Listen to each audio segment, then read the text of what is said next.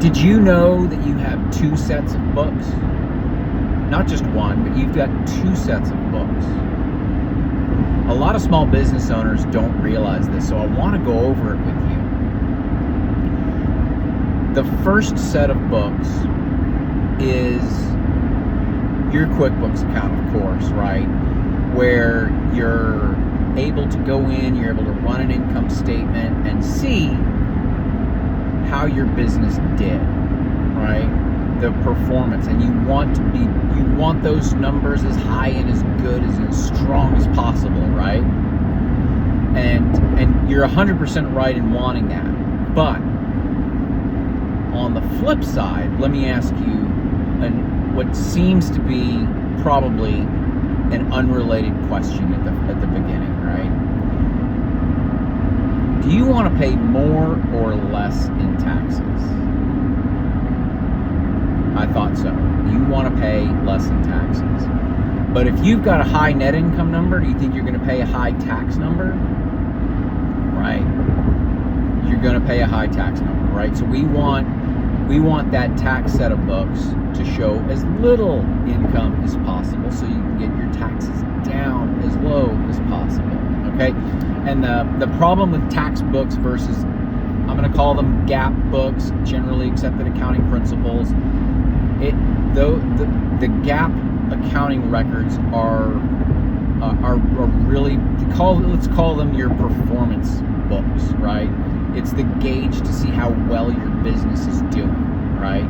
You want the performance books to be doing as well as possible, but you want your tax books to be doing terrible because you don't want to pay as much in taxes, right? So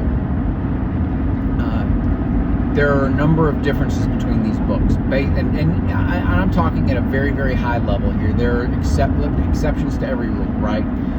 But generally speaking, your tax books are done on a cash basis, meaning that you're not going to accrue liabilities like, let's say, payroll, right?